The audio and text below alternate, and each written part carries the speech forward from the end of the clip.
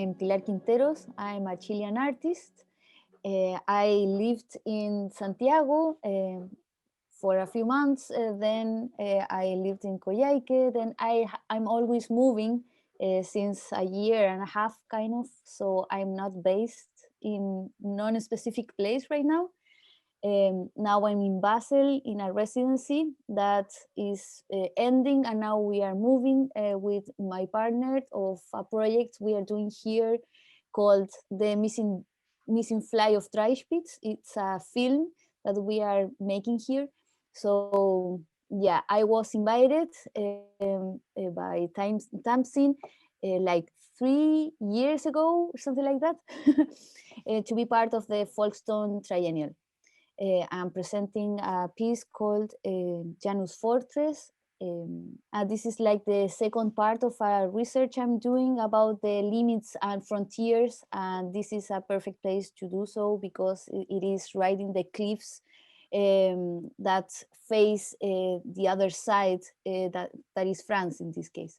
And you're also, it's part of Folkestone Triennial in collaboration with England's Creative Coast, of course, and Waterfronts. How does that, is that important to you as well, to be part of sort of two different projects, really? Yeah, I mean, the same project is going to be in different situations and events, and that's amazing. There is going to be 3 different dates because of that. So the project was planned to be different every time.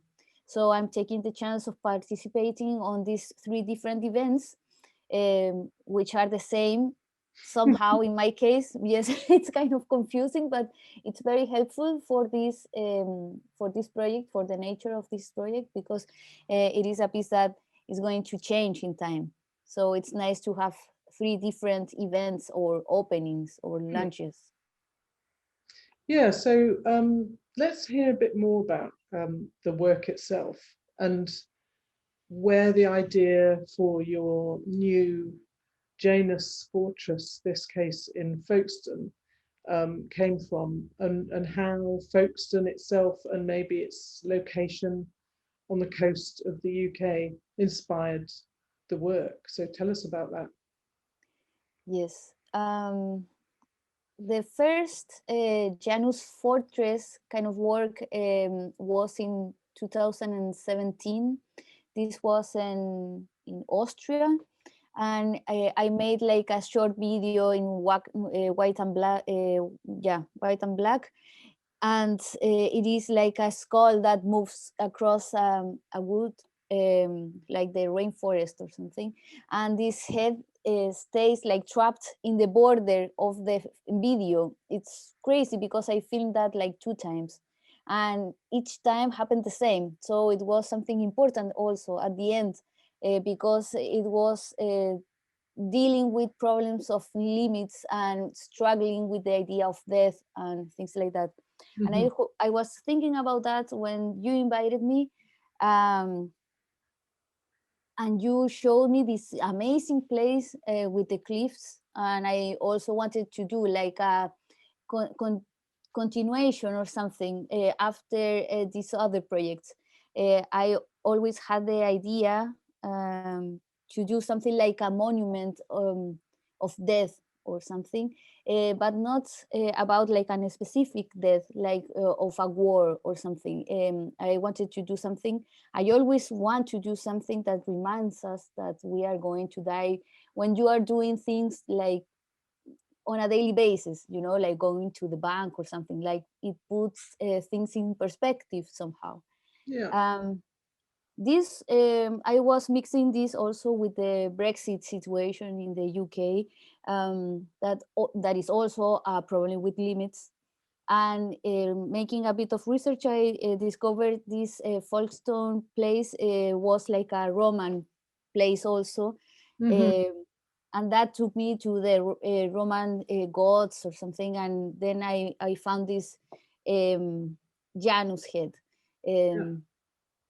Yes, that was like the same as, I don't know, in 2017. Like it was like everything was kind of connected. Yeah, so I decided to be like more literal in this case, not like the others, the work before, you know, that in which I was showing a skull or so. So I decided to construct this huge head made out of clay. Um, at the beginning, it was going to be made out of chalk because of the Yeah. cliffs that are in front, like the cliffs of Dover, and those are like super white and made out of chalk. But this one is going to be made out of plaster. It is already done. I haven't seen it. So weird. This is the first time. Like I'm not part of the final construction of a piece. So it's super weird for me, kind of frustrating because of Yeah. the whole situation. Um, yeah, so it is made out of plaster, and the idea is that this object will disappear in the I don't know, like in the months that it is going to be there. Hmm. The idea of this Janus head is to protect like the entrances and the coming out or something. Yeah. And this is right in the border. In the border, and also Folkestone has a story about that. Like it has like a legacy or something of protecting the country. Hmm. People feel that somehow. There is, I don't know, places to see across the ocean to see France and to protect the comings of ships or things like that. So I thought it was an interesting place to install this Janus head that protects and also see how people is living and how people is coming in. Yeah. And that's really interesting, like in these moments specifically, not only because of Brexit, also because of Corona. Everything Hmm. is locked. So yeah, Yeah. That yes. was something that we didn't anticipate when we first started talking. The border would become even more reinforced because of the COVID situation. Yeah, no, that was completely unexpected. So it's funny because I have like 3 or 4 different texts of the project, and it has changed a lot. It's crazy. At the same time, the nature of it's the same, but of course the story and the background, Yeah. it's always moving. And I think it's also interesting that this is a first project of many, I don't know, like in many ways somehow.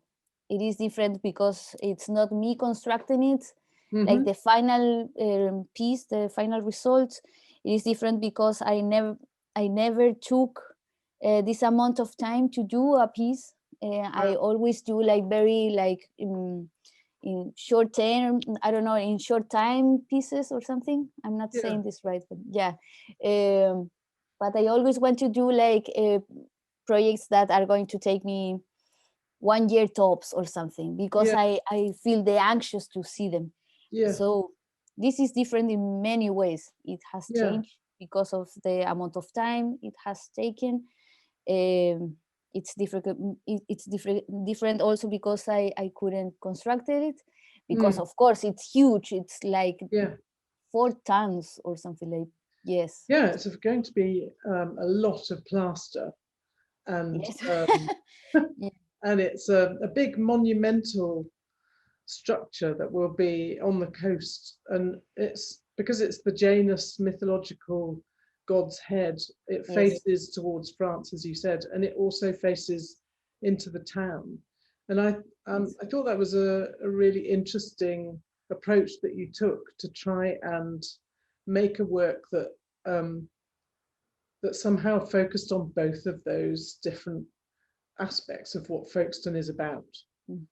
Um, that seemed really important. But I thought it was also interesting that you're working on a monument, and I think you quite often are working on projects that are about monuments and monumentality, Mhm.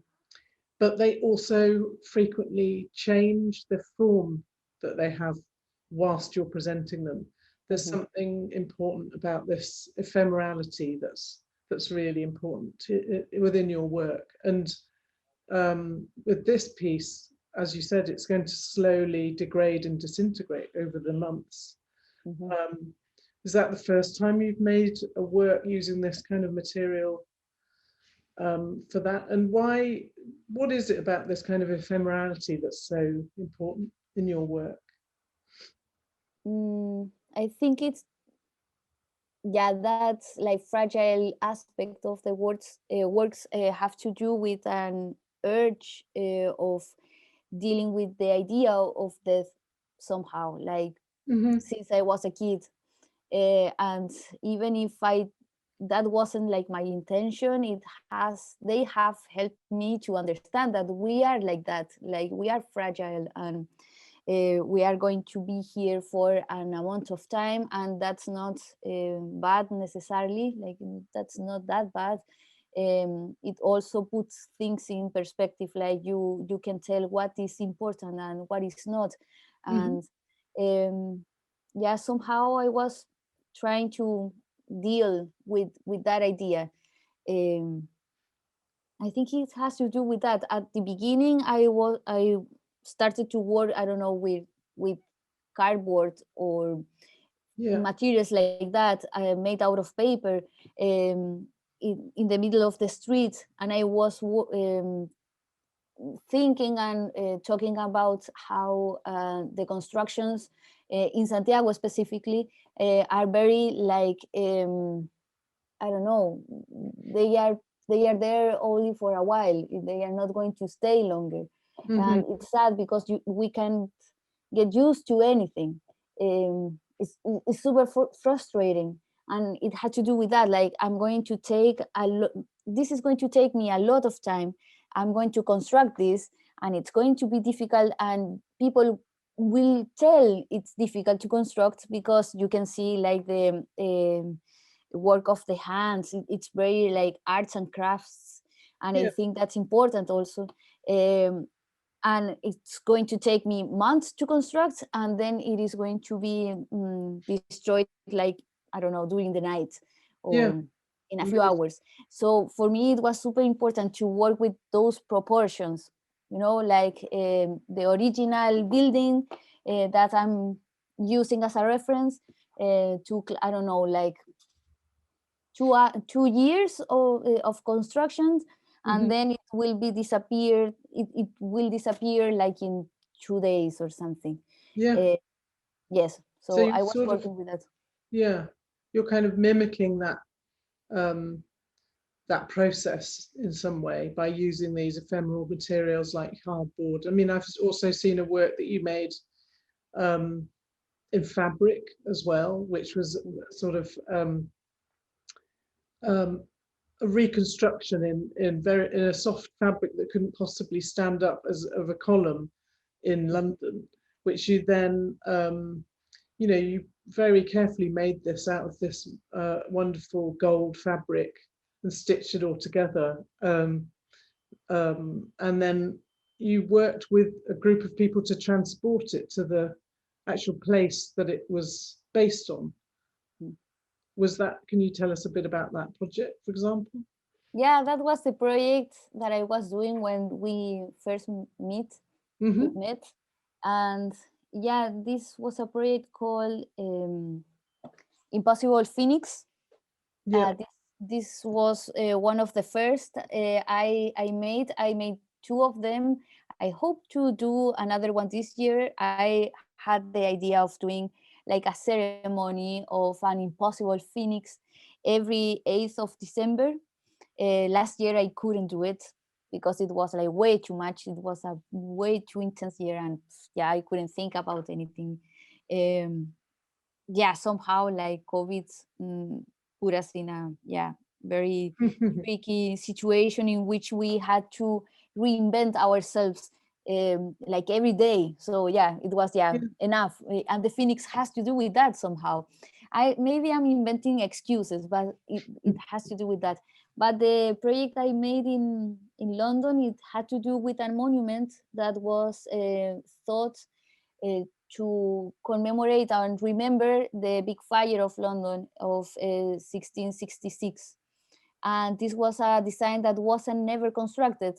Actually, the monument, called the monument, in the city of London. It's like an egg. It looks like an egg. They don't know what it is, and I think that's very interesting. And the first idea to do the monument of the big fire of London was this huge phoenix coming out of an urn, and it was amazing. And but it was impossible, or kind of impossible to construct. So the idea of the impossible phoenix Mm-hmm. comes from there, and we did kind of the possible, like we put all the possibilities together to construct this phoenix and put it like in a specific place in London to do like a ceremony of the impossible phoenix. I mean, I constructed this by myself, and then I invited people to move it from Gasworks. I made this project in Gasworks, Mm-hmm. and we moved it to a very close park that was Yeah. near Gasworks. And it was kind of interesting because I invited people that I met during the residency. It wasn't like an open thing or anything. And we made this, and we painted like a circle to put it inside of it. And it was a very cloudy day, and then the sun appeared, and we made this on a Sunday, like at the same time the people go to the how do you say, like the Church. to the church. Yes. Mm-hmm. So it was kind of impressive, like uh, it was similar, like I also had the idea of working with new rituals, or to invent Yeah. new rituals. And Janus Fortress, like the project for Folkestone, has to do with that also. Mm-hmm. uh, in that case, I wanted to do something outside the city, um, also like a ceremony, and to get something from the sculpture people is going to destroy. um, yeah, I think we have the opportunity and the willing and the need to invent new rituals, Yeah. not because all rituals are old, but because we need them. I think we need rituals, like the, I don't know, like the nature, like nature has them also. So yeah, it We has have to do with that. rituals that we all have every day about how we get up, get dressed, and do what we do, and there Yes. is a ritual involved in that. And I think what you're trying to do is something, or to me, it seems that you're trying to make new rituals that somehow reference those that Mhm. are everyday lives, and that are more connected to our lives now compared to the rituals that may have been in place for centuries. Would that be fair to say? Yeah, no, absolutely. And it has to do also with what what we were talking about why I decide to work with fragile materials and to do things that are going to change in time, because I think everything is like that. At the beginning it was maybe more nostalgic and sad, like, oh, I'm talking about this building that is falling apart, and it's so sad.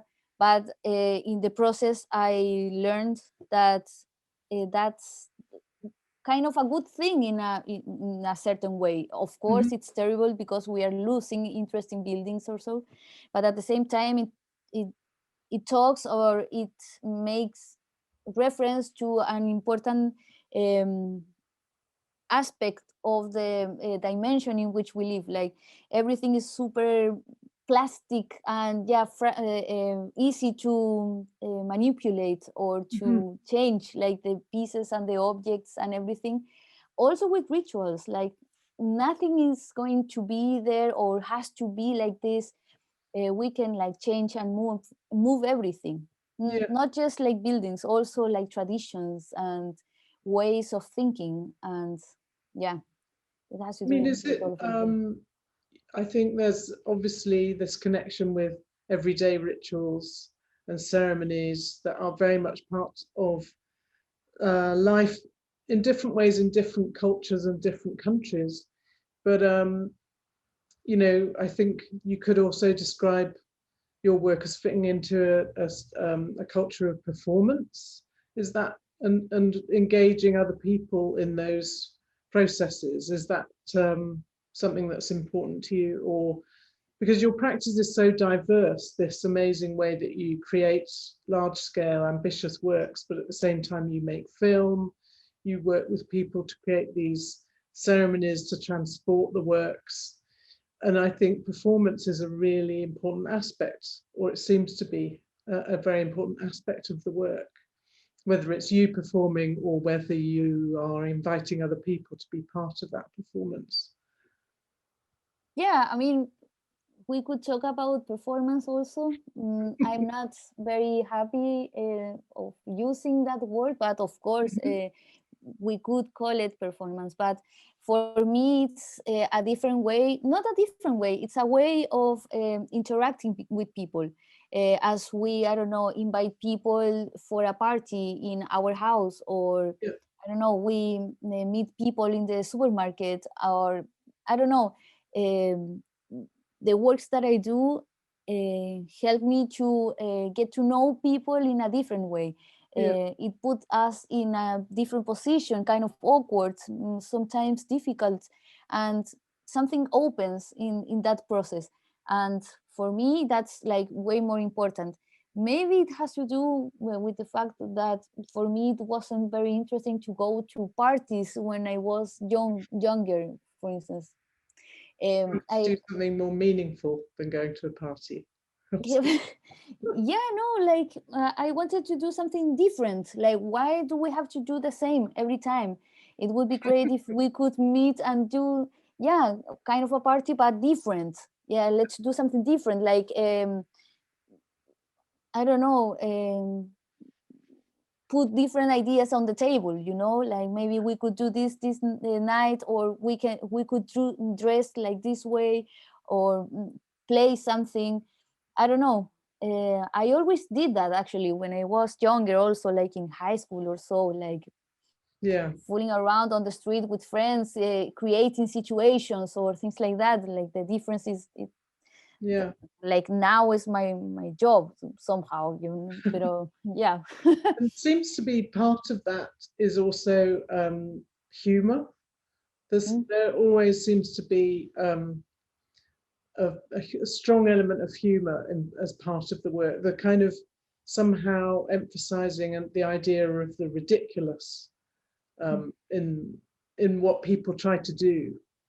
That's one of my kind of things that I read from your work. Is that, would I be right to think about that? It's not on purpose, but I'm ridiculous. So yeah, no, I don't think everything like in advance or something, like it goes like that way. I try to do like serious things, you know, like I try to, I don't know, Janus Fortress, the first one, for instance, like this video in which I'm moving the skull through the rainforest. I wasn't trying to be funny or anything, but it, I don't know, it appears, and I don't think that's a problem. I'm not against that.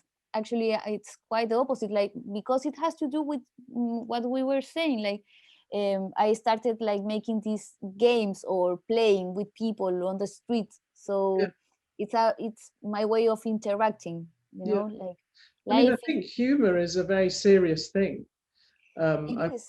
I hope, yeah, wasn't intended to undermine the work. It feels like humor No. is something that allows the seriousness of a subject to come out without, and makes, maybe helps people feel more comfortable if they have a humorous aspect of something serious. Yeah, I think humor is difficult also. Like life is difficult, and it's difficult to stay happy or try to make jokes, and it's healthy also. Like, of course, I do have a lot of problems as everyone, you know, but I try not to, I don't know, going down because of that, you know. It's helpful, it's a way of living, or and to take life as an adventure or something, you know, full of possibilities. Like the plasticity of the dimension in which we live has to do with that. To discover that, for me it was like amazing. Like Yeah, everything could happen, everything can happen, I think but that's you what, need humor for that also. yeah, That's what's so interesting about this work, Janus Fortress, Folkestone, that there is going to be, it will change as we discussed, and people will be able to somehow be involved in that change, and there'll be a ceremony or a procession of some kind when the work comes to be closed off, I suppose, towards the end of the presentation of the work. And that seems like a really important, that ceremony or ritual is a really important element of the project for you, right? Yes, no, of course. I mean, the work, it's not going to be what it must be, in my, I don't know, my humble opinion. If people not participate, if they don't participate on this and do their part or something, like that's also very open. Like it's, for me, it's kind of difficult because I'm open of, I don't know, all the possibilities. Maybe people, I don't know, they they are not going to interact with the piece at all, and for me it's fine. But of course for you or the people that it's organizing all this will be like a disaster, like, oh no, this is terrible. But it has to do with the how can I say that in English, like idiocracy of, yes, or Democracy. no, like the way of being of people of a country or a culture or a Okay. society. Yeah, it has to do with that. Like if they don't want to touch the sculpture, and I'm yeah, sure it's they will. okay. It has to do with what people, yeah. Yeah, so I don't know, everything can happen, but of course for me it would be better, and for you too also, if people is curious about, for instance, what is inside of the sculpture. Like we Yeah. said that, like maybe there is something inside. Let's say there is. Let's say there is not. Something will happen if you go against the sculpture. Let's say that. Yeah. Yes, but you need to be brave also, and to have sense of humor also. You need like some specifics, kind of characteristics, I think, Well, to be those part of this. characteristics sound like they could describe you, someone who's brave with a sense of humor, and you're always Mm. attacking some very interesting and challenging areas, and with huge ambition and a sense of fun. It's amazing. Um, People must be ambitious also to find if there is something inside of, if something could happen if, I don't know, they destroy this sculpture or they change it, if they change it somehow. Yes. mhm. Great. Well, Mm. thanks for giving us a sort of hint of the secret of the sculpture. But I know that you're sad that you're not going to be involved in the final completion of the work, but you did actually make it. You made the carving of the work in the first place, so I'm very excited to finally see it on the cliff in Folkestone.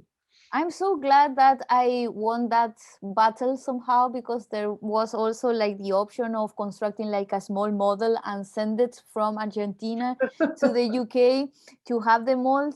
But it was important, but because that has been like the only moment in which I could have been, I don't know, like in the position of being in front of the sculpture. Like that's the most like close of me being in front of the sculpture. So yeah, I'm super happy that Yeah, I could go there last year. Yes.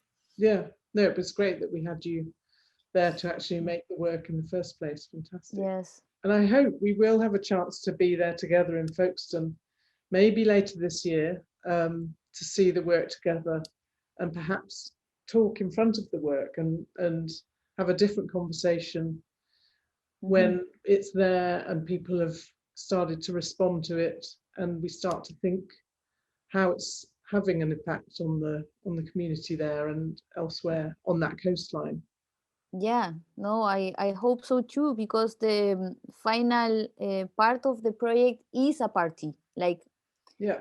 for sure. So yeah, it doesn't matter what is going to happen before everything, before that moment, but that day is going to be a party for sure. So yeah, I have to be there. No, I'm going to swim there. I don't care. Like, I don't care. I'm going to be there. Yes. Fantastic. Well, thanks for talking with me today. It's been really good to start thinking about this work again now that it's finally going to be installed.